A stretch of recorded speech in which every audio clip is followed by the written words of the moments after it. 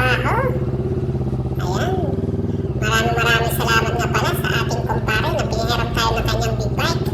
Parang dyan, maraming salamat. Isa ka talagang alamat. Ayan, isang text lang natin, pera agad ng big bike niya. Pero ayun, ito na nga, no?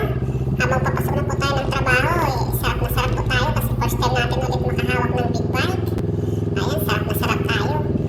Feeling pogi na naman po tayo. Oh my God! Ayan, no? Feeling nyo naman. Sarap na sarap, sintoy. Walang kamalay-malay na wala palang helmet na suot. Ayan, no? Pogi-pogi kasi sa sarili. Naka-big bike kasi. Ayan, no? Sarap na sarap siya. Uy, hanggang andyan na sa highway, oh. Nakarating na ng highway, wala pa rin kamalay-malay na wala siyang helmet.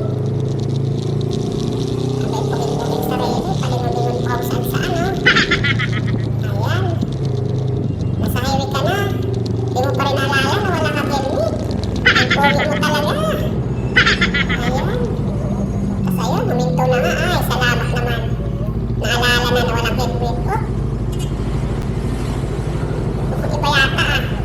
Ayun lang, cellphone lang palang inayos. Baliktad din pala, nakalagay sa cellphone holder. Gago! Kala ko naman yung helmet na yung naalala. Wala pa rin. Ay, ano ba yan?